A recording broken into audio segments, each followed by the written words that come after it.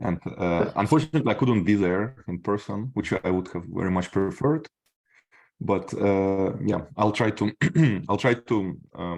say a few things. So this is going to be a somewhat philosophical talk, I guess. It's it's very early in LA, so I have to be a bit philosophical about it. I want to discuss maybe some emerging direction in classification theory, which I like to call higher classification theory, or sometimes also maybe I like to call it N classification theory, by the analogy with like N categories and things like this. So what is this about? So let me first say a couple of things about the usual Shell's classification theory, or at least one aspect of it, which is kind of always what in there, but often it is deeply hidden. So in Shell's classification,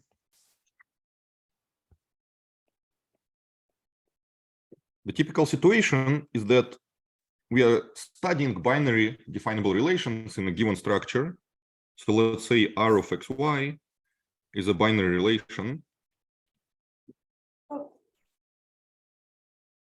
definable in some theory T. Okay. And usually we make some tameness assumption, such as stability and IP, etc. So tameness assumption.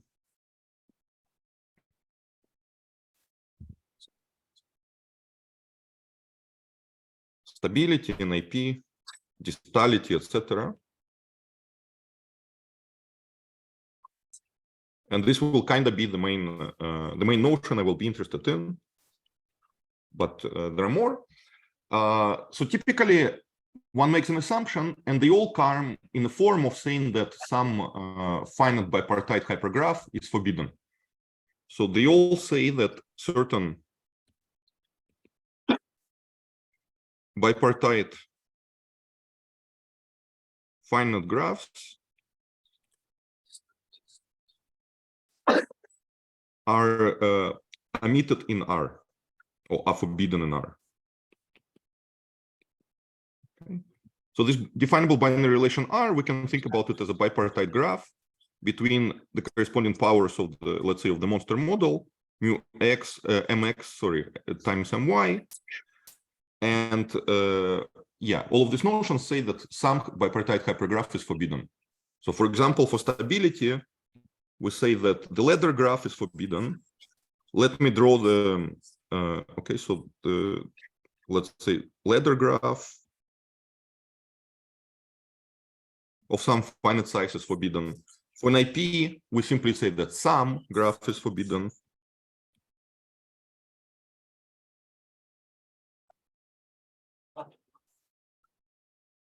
And for distality, we can say that certain expander graphs are forbidden.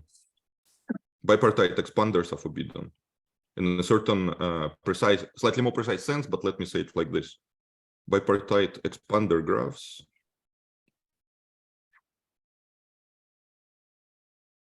are forbidden. Okay, this is not the original definition of distality. This is an equivalent one. If you're familiar, this is basically the Stroncker-Dusheinel property. Okay, it's not important what it means precisely for now. The point I'm trying to make that all of our tameness assumptions, or typical tameness assumption that we will study, usually come in this form. So we say that every binary relation definable in a structure forbids certain kind of finite bipartite graphs. Yeah. This is our tameness assumption. It is local. We just say that something finite cannot appear in our bipartite graph. And from these tameness assumptions, we usually want to obtain some conclusions. Okay, so typical result in Shell's classification theory says that if you make one of these assumptions, then you get a conclusion which is global conclusion about the structure of definable binary relations. Okay, so what we typically say that the definable relation R of xy, relation in two variables, is approximated let me put this in quotation marks, is approximated by unary definable relations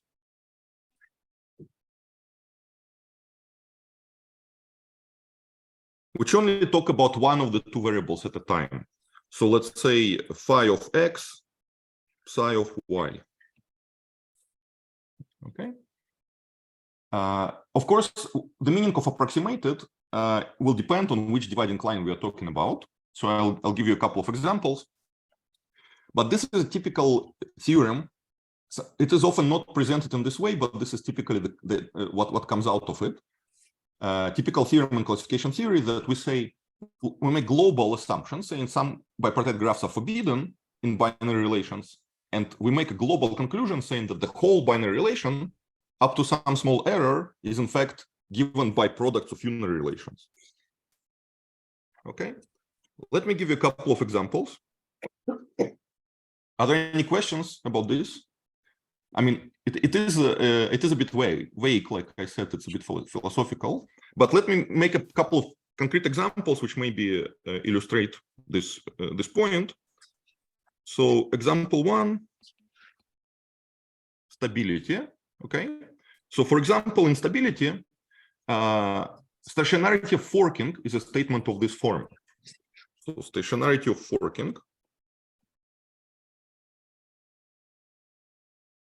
which characterizes stability.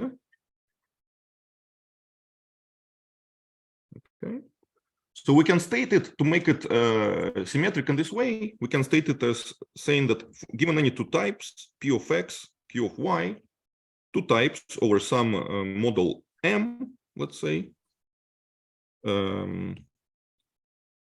types over M, a model of our theory T.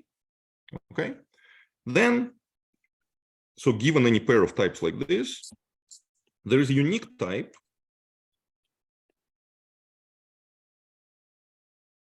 in two variables, let's say R of xy over M.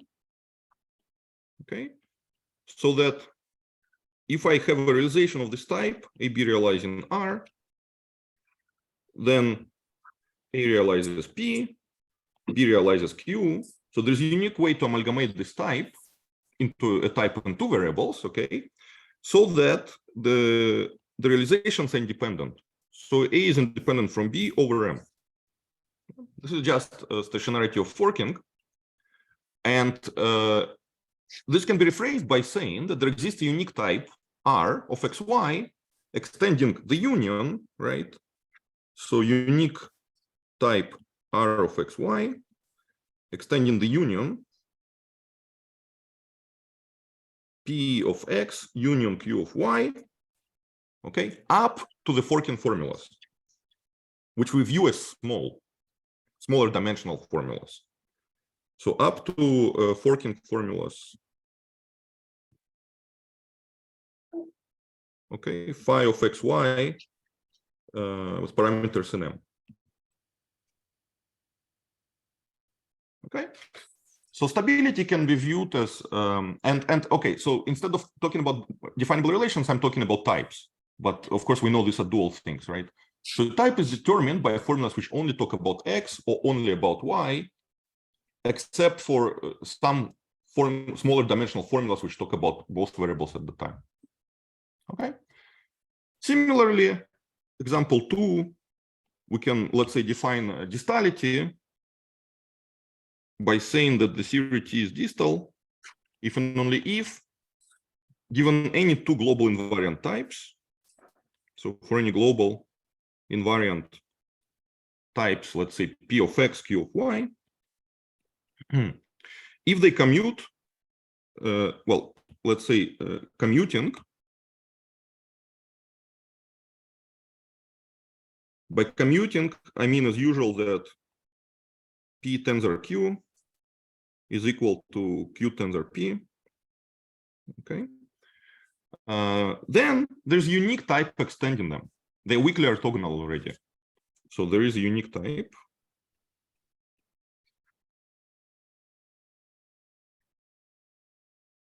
R of xy extending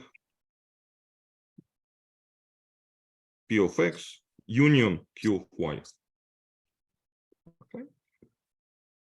So all commuting pairs of types already determined by they're already weakly orthogonal in this sense. Yeah. Okay. So this is distality. And sometimes instead of just talking about types, we want to talk about measures, let's say. But obtain results of the same form. So let's say 3. There's a natural characterization of an IP, kind of fitting in the same pattern. So T is an IP. If and only if for any. Is there a question? Sorry. No. No. Okay. Oh, sorry. I heard something. Okay. So for any 2 measures. So for any definable. Actually, let me just state it like this. For any generically stable measures, because it's a special kind of measures, it's not so important what they are for the moment. So for any pair of generically stable measures, mu of X, mu of Y. So again, global. Yeah, measures defined with parameters over the monster model, Kessler measures. Yeah. So for any pair of measures like this, and for any epsilon greater than 0, and for any formula phi of xy in 2 variables with parameters in the monster, we have that the measure of the product mu tensor nu of phi of xy is up to epsilon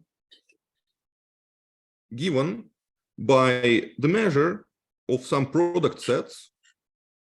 So sets of the form phi of x, phi of x conjunction psi of y, and we have a disjoint union of finitely many like this. So let's say I less than n. Okay. So for some formulas phi of x, psi of y, and finite n. Okay. So again, effectively, the tensor product of these 2 measures is already determined by knowing the measures of the boxes, sets which only involve conditions on each variable separately. Okay, so these are 3 examples. They all basically of the form that I started with. Yeah, so we have some combinatorial tameness assumption, and it can be equivalently characterized by some global condition on the definable sets have some structure, whereas the structures of the form O up to some error, they're actually given by built from unary sets, which only talk about 1 variable at a time. And almost any result is really of this form, deep in disguise, if you unwind it. Okay, so now what about higher? What do I mean by higher classification or higher situation? Well, now, so let me define n tameness or n tameness, so where n is just a natural number, okay, greater or equal than 1. So the idea is simply, so the usual tameness notions, they say, let's make some restrictions on the binary relations and try to reduce them to the unary ones up to some error. So the idea of n tameness is to say, let's make some restriction only on the relations of arity n plus 1. Okay, so make some restriction. So forbid some configurations. Oops, excuse me. Make a restriction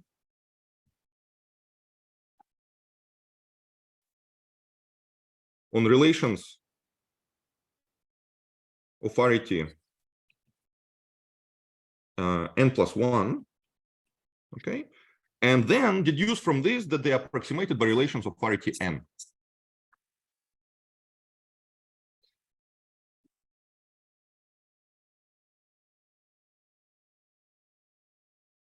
Approximated, and I put it in quotation marks again, depends on the context, by relations of arity n.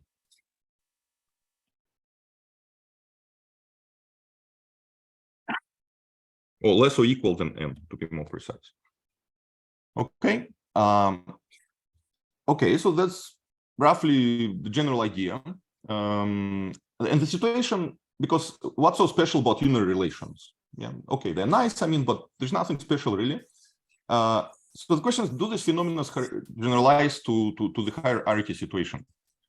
And there's an emerging body of results okay, so classically the only phenomenon of this type that seems to be well studied is higher amalgamation, which will enter the picture. Higher amalgamation, higher stationarity, etc.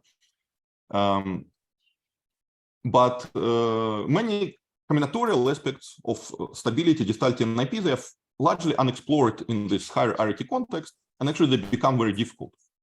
Like a lot of new phenomena appear, etc. So my idea was to say a few things about it. So the ideal situation, okay, the best possible case scenario,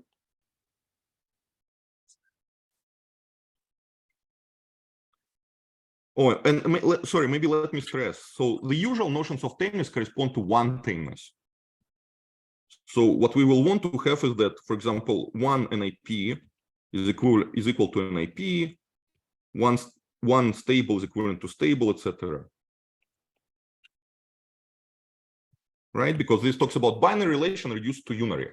But now we want to step up to arbitrary hierarchies. Okay, so the best case scenario is n-ary theories. I think Nick talked about this earlier. I just saw the schedule. So the best case scenario T is an n-ary theory. Okay. So what does it mean? So this simply means that for any tuple, A1, let's say through A n+1, okay, if you want to understand the type of this tuple, it's enough to know the types of all subtuples of size n. So we take the union over all S subset 1 through n+1, but of size n, okay? And we look at the type of AI for I in S. Okay? So knowing the types of all subtuples of size n determines the type of the whole n+1 tuple. This is one of the equivalent definitions of n-ary series. Equivalently, you can say that every formula in n+1 variables is equivalent to a Boolean combination of by compactness. I mean, it follows equivalent to Boolean combination of all formulas, each of which only involves n variables. Yeah. Okay, so this is the best case scenario. I mean, there's nothing else to be said, right? If the all definable relations in your theory are outright of arity n, surely it should be n-tame. Okay, so this should be n-tame for any notion of tameness.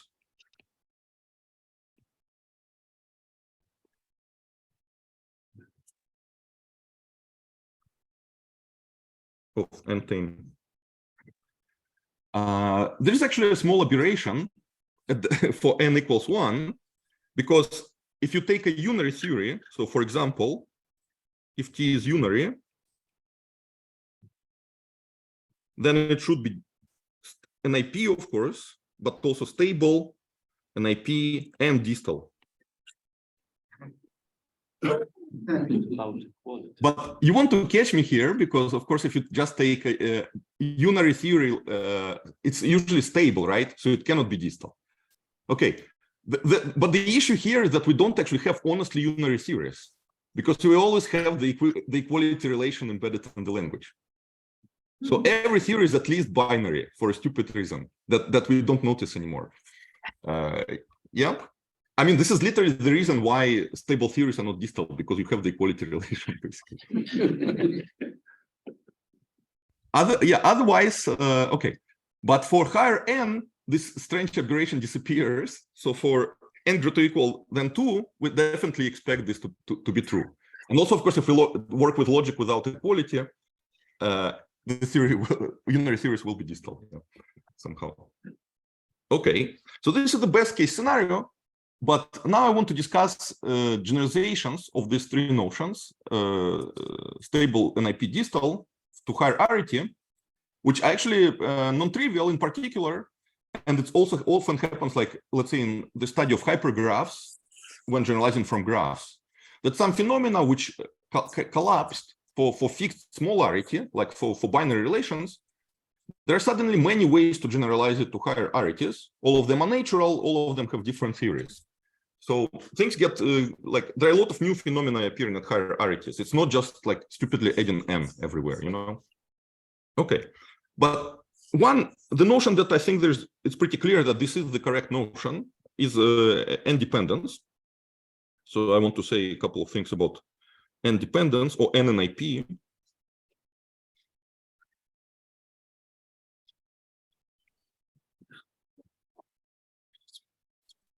So hopefully I please everyone in this audience this way.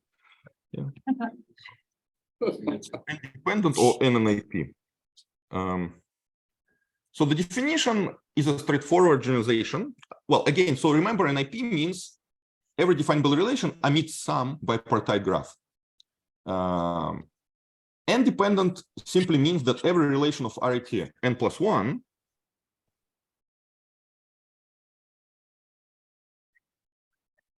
R of x1 through xn+1 emits, well, every relation viewed in the monster model, yeah, definable relation,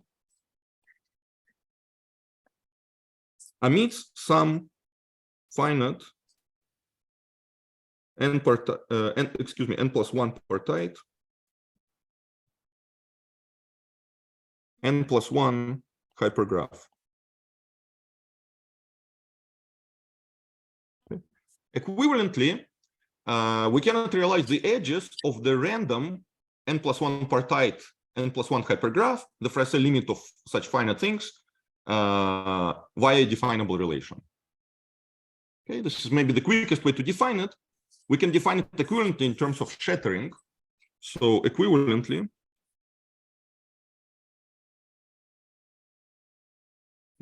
we say that there are no infinite sets A1 through AN. Okay, infinite sets such that for every S, a subset of their product, so A1 times AN, there exists an element, let's say BS,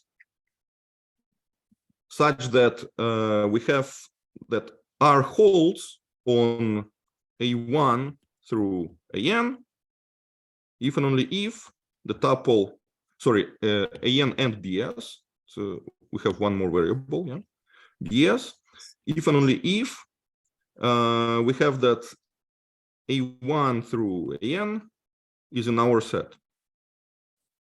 Okay, so we can pick out any subset of the n-fold product of infinite sets by a single fixed definable family. And so independence means it's not possible to do this. Yeah, there are, as usual, it's contrapositive. Well, sorry, it's the usual is the negation of this. Okay, so this is independence. And we can also sometimes say that the theory is strictly k-dependent. And I think Nadia might have discussed this. I think I saw she gave a talk also. So T is strictly, let's say, n-dependent. If it is n-dependent, but not n-1 dependent. Okay.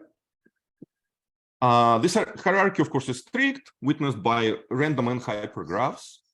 The case n=1 corresponds to NIP. Okay. But a lot of new things appear when you look at hierarchies. So this notion was introduced by Shelah in the study actually of the connected components of type definable groups. And a few things have been developed by now along this notion. So in particular, let me give you a couple of examples, I guess, that Nadia might have mentioned as well. So theorem with Nadia Hempel. Oops, sorry. If one example is that if you have a field K, which is an IP, okay, and T is the theory of non-degenerate alternating and linear forms over K,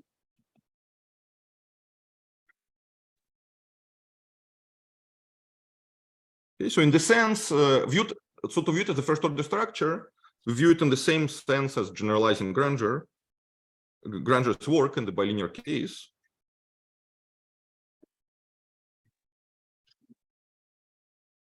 Okay, then the theory is so T is strictly n-dependent.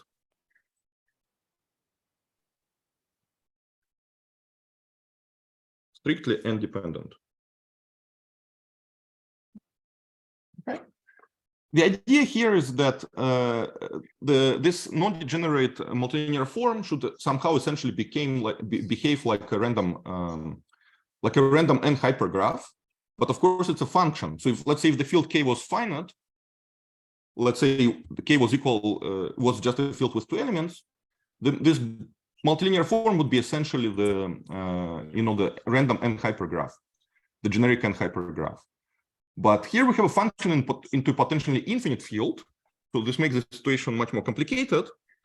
And the key point is that we have a general abstract result on the composition of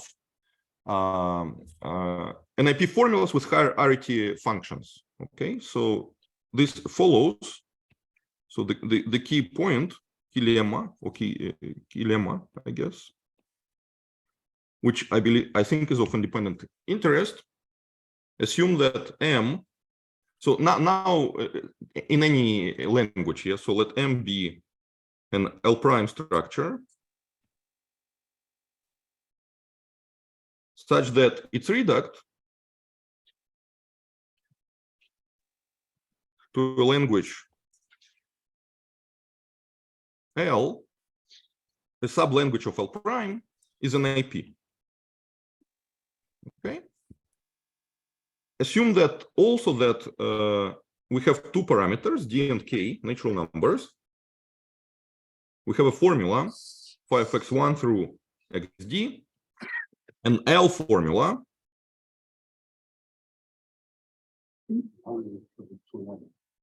Okay. And assume that we have a tuple of variables y0 through yk. So this is any tuple, well, a tuple of k plus 1 variables.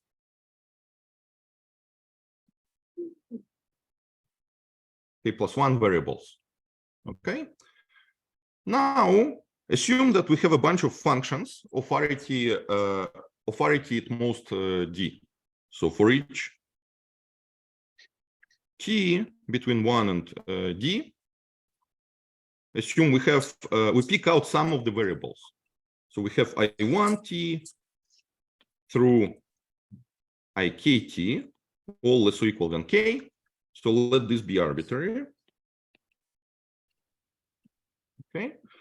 And let ft be an arbitrary function from m yit1 product with m yitk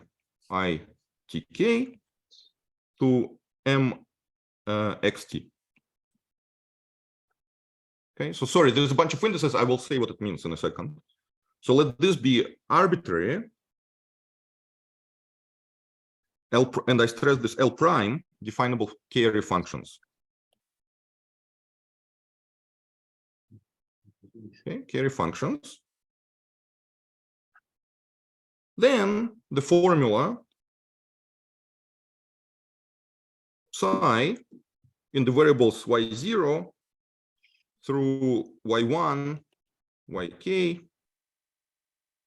which we take to be phi, and now we plug, instead of each variable xi in the original formula, we plug one of these functions. So we have f1 of yi11 through yi1k, fd yi1d through yidk. Okay, this formula is k dependent.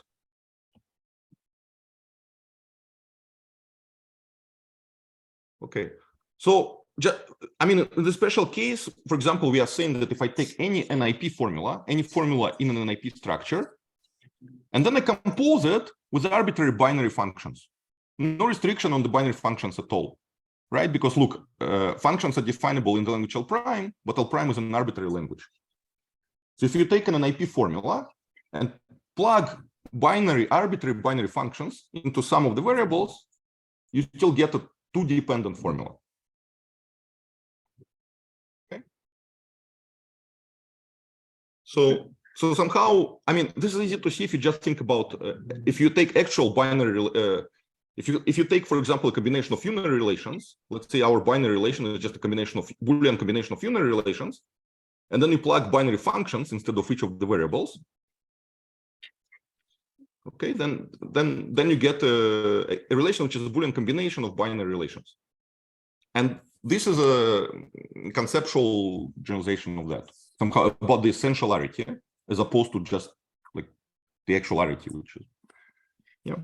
And this is the key point, because using this general result, you can show that, well, now your arbitrary function will be the bilinear form, for example, or the bilinear form, it will, because we cannot control it, yeah, it's a binary function, there's no control about it, it's generic, anything embeds into it, but there's nothing generic of RT3, for example, in the theory of bilinear forms. Okay, and it generalizes to arbitrary k. It's a bit funny because actually the only way we knew how to prove this lemma at first was using set theoretic absoluteness, even though it's a finitary combinatorial result. But since then we have found a combinatorial proof, which is which also generalizes to arbitrary arities. Okay, so this is one central example, I would say, and we have also there are also analogs of this for other notions of tameness, as opposed to just independence. Okay.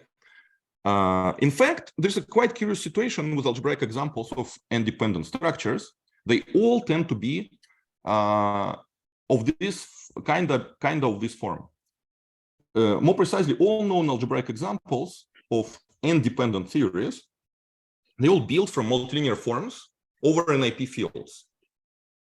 Okay, so to give you some other examples, for example, smoothly approximable structures.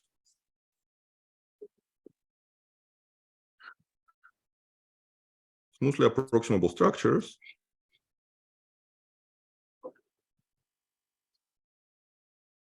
It follows from the work of Sherlin and Khrushchevsky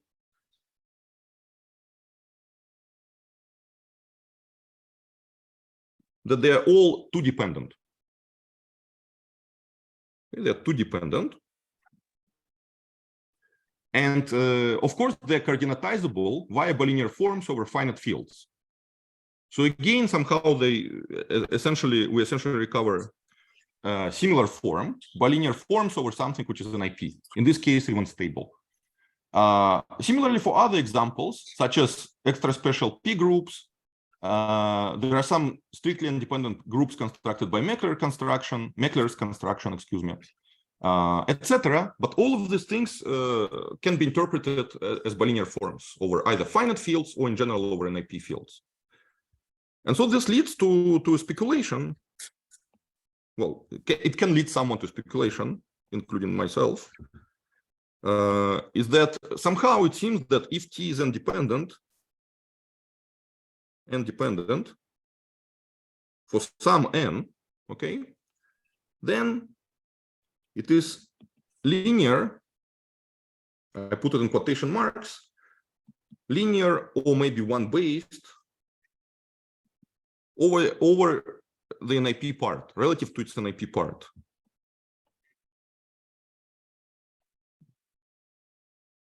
Okay. So this is a very vague speculation, which basically comes from just not knowing any other examples, I guess. Well, there's a bit more to it, but yeah. Of course, I don't even have a precise conjecture here, but I would be very happy to see some examples which don't fit into this pattern. Yeah. So for some reason, this seems to tend to happen, but okay, this is not a precise conjecture. As a consequence of this principle, we can make a precise conjecture with Nadia that, so this is now a conjecture that if K is an n-dependent field,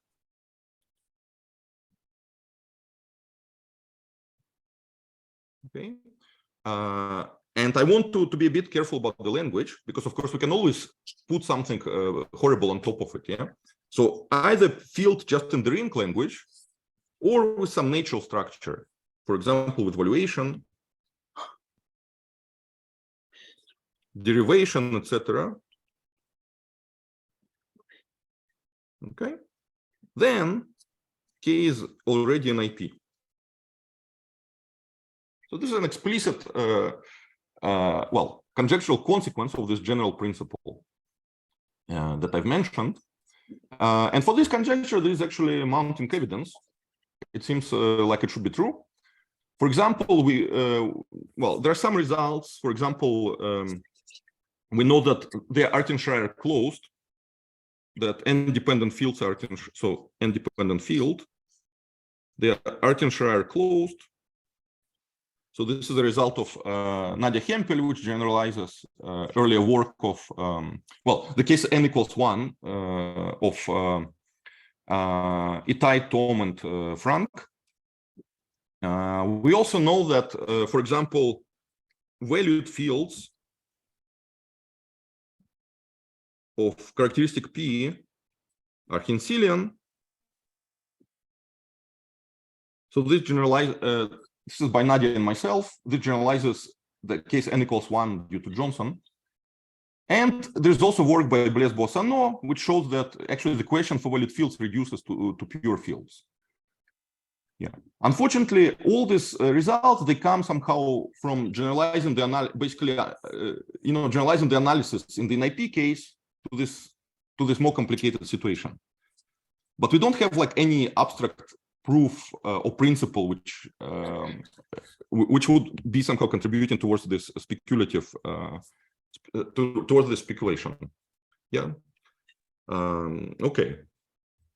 But I think it's a quite interesting conjecture. I mean, the main difficulty why things don't just generalize from an IP is that we don't really have connected components. Groups in n-dependent series for n higher than 1, there's no absolute G00. Yeah, there is something. There's still something about relative absoluteness of connected components, but in general, we don't have this absolute connected components, which complicates things significantly. Okay. Can you say what is something is? What something is? Yeah. So I mean, this is Sherlock theorem in the case n equals 2. Yeah. Okay. Let me state it. Let me state it in the simplest form, something like this. So assume G is a, let's say, definable group in an n-dependent theory. Okay. Assume M is saturated, sufficiently saturated. I don't want to state all there are some technical assumptions we need to make. I don't want to focus on them. So assume M is saturated, and we have some tuples A1 through n minus 1, arbitrary tuples in the monster model. Okay.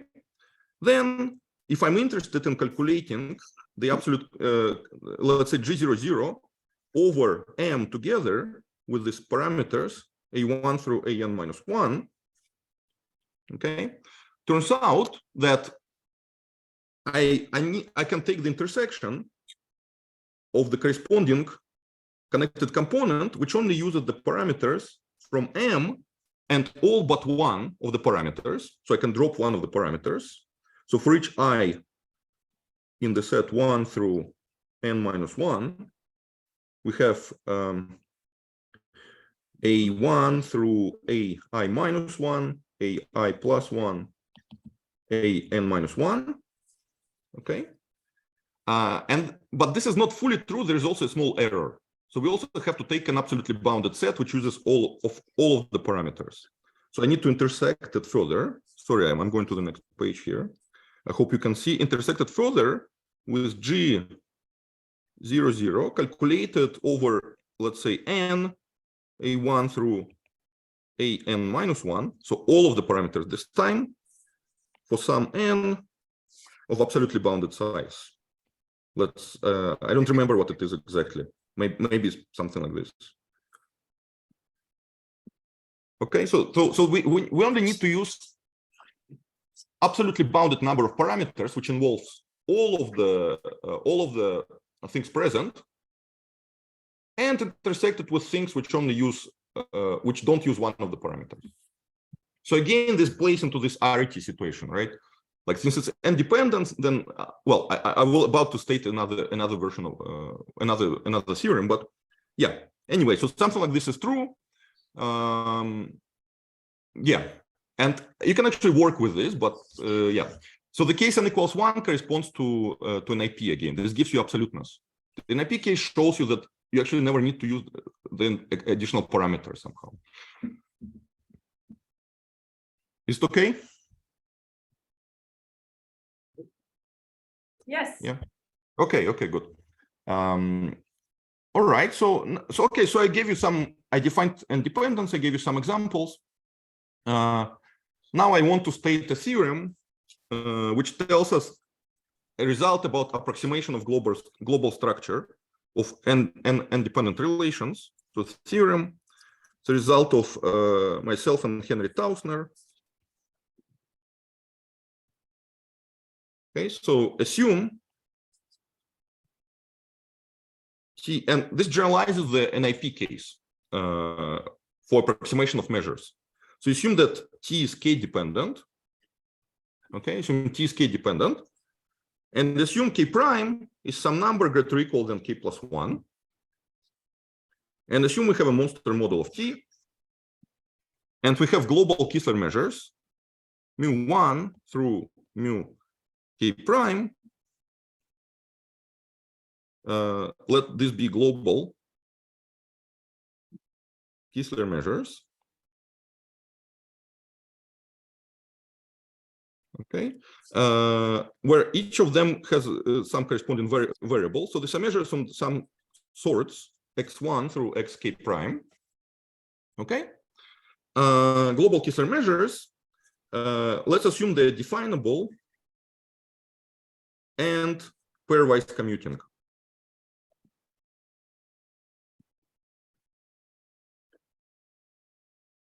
Pairwise commuting. Okay. So by this I mean simply that mu I tensor mu j, let's say, is equal to mu j tensor mu I. Okay. Then if I take any formula phi of x1 through xk prime, formula with parameters anywhere in the monster, okay, and any epsilon, arbitrary small positive number, then there exists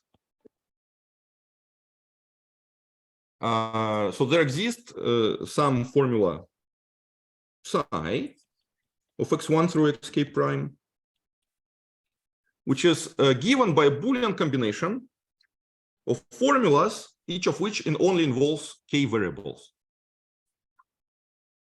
okay, let me actually write it with words. It's probably maybe shorter. So some psi, a Boolean combination of formulas, each involving at most k variables,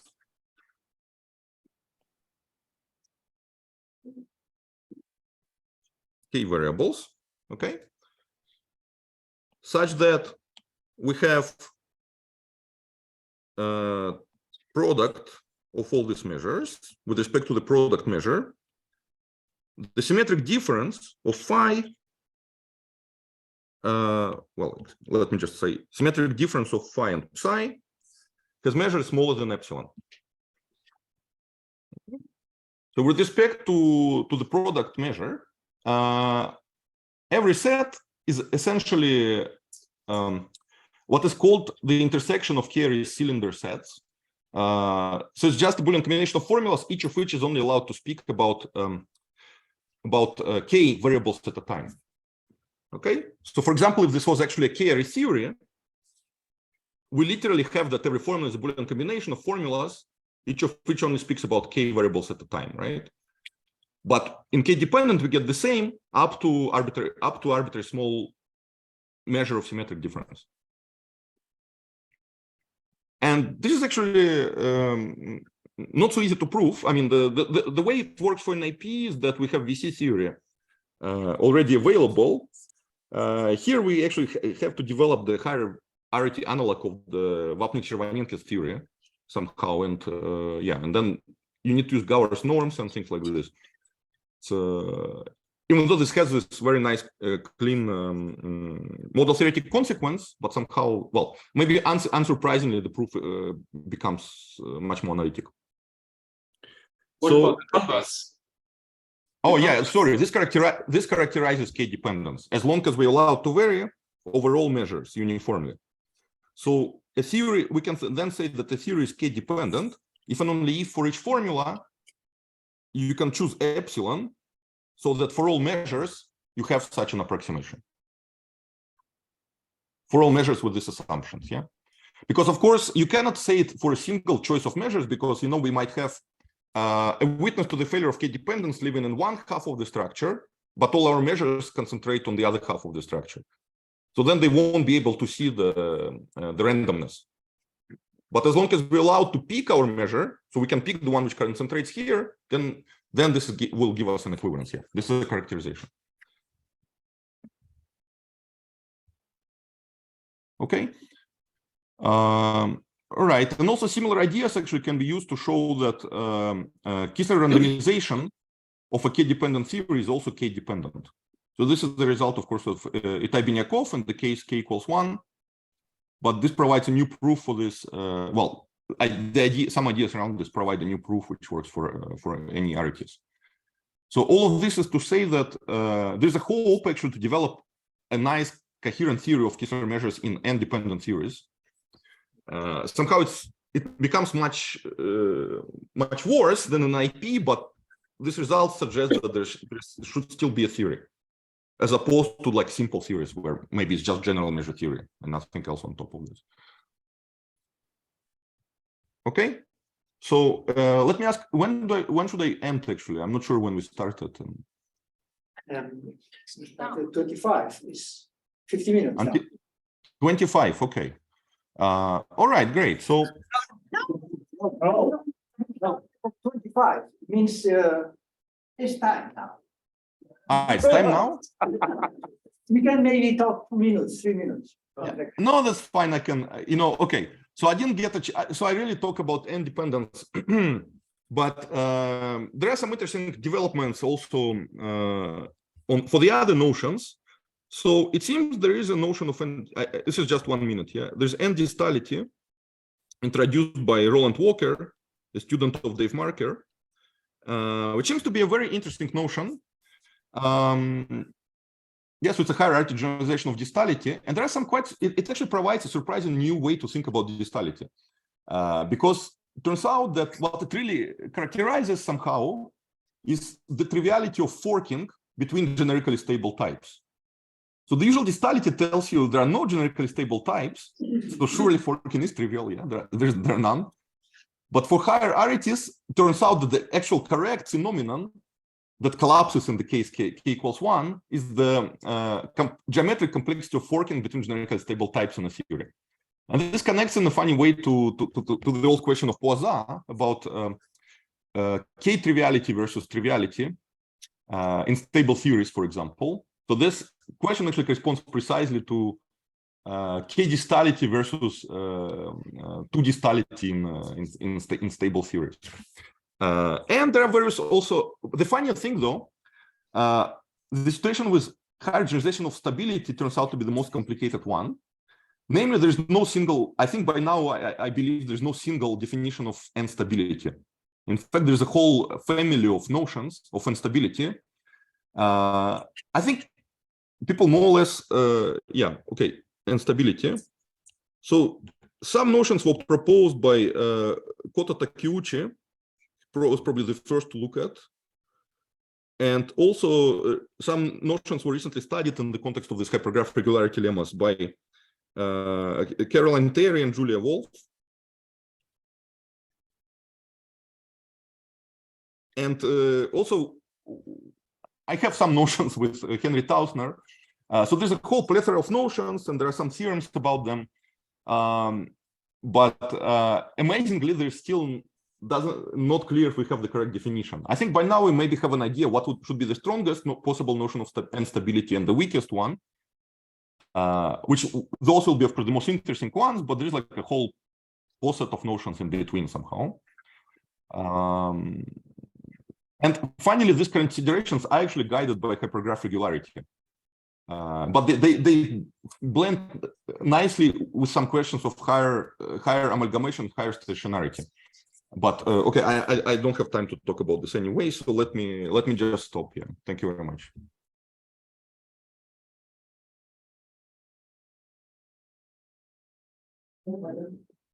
Any questions? Tom? Yeah. So at the beginning, you were describing how you can think of stability, NIP, distality as instances of emitting certain graphs, and that's supposed to capture all of the kind of tameness phenomena conditions we have. But we have tree properties, so the SOPN hierarchy, where it's more consistency patterns that you're interested in. Do you have a similar kind of generalization to higher stability that takes into account higher tree properties or higher consistency pattern kinds of Yeah, it's a good point. I haven't really looked at those because there's already too much with this already going on. But it's definitely natural to also look there. For now, I guess here I'm sticking to this because somehow these three seem to be really more combinatorial in some sense, whatever that means. For higher tree properties, of this higher, I mean, in this sense, no, I haven't looked, but I think it's a very interesting direction. I mean, there are many things one can imagine there. Yeah. Can I comment on this? So Carolyn and I have looked very hard because it would have been more convenient to have a tree version of the definition of higher order stability now approved. But it was hard and we couldn't find one. Yeah, well, no, actually, interesting to have one. Yeah, no, there's a funny story. I mean, we actually wrote a paper with Henry where we thought we had the right definition with three property ranks, proved all the equivalences, and then all of this collapsed somehow. It was quite painful, actually. But by now, I think we have, maybe it's okay. Yeah, I mean, I think Henry also discussed with Julie and Caroline a bit more. It's really fascinating. It seems there's no clean combinatorial definition.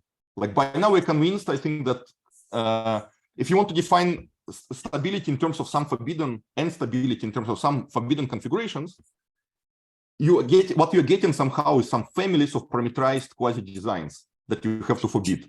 And this creates like infinite family of families, etc.